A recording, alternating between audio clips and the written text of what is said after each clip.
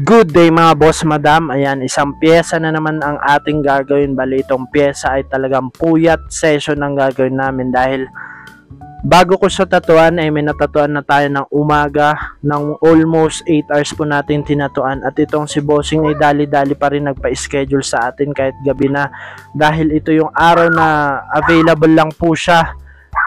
Kaya kahit papano ay may lakas pa tayo magtattoo, pero talagang inaantok na ako that time, pero talagang yun lang daw yung oras ng gusto niya magpatattoo, kaya pinili pa rin nating gawin yung pyesa niya ng maayos at malinis.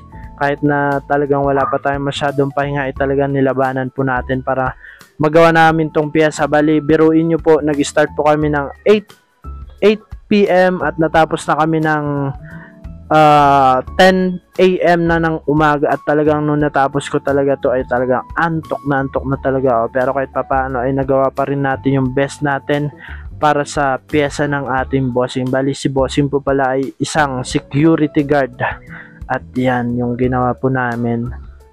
Bali dinahandaan lang po natin yan. Bali hanyamas na may darumal dal. Bali kinostomize po pala namin yan para sa kanyang request na original design, at yan nagawa naman po namin ng maayos at talagang pinagtyagaan at pinagpuyatan namin tong pyesa. At yan, sa mga gusto rin po pala magpa-schedule dyan ay pwede nyo po akong i-message sa aking FB account. Maraming salamat sa lahat ng sumusuporta, at baka pwede naman pa like and share ng aking FB account, at maraming salamat.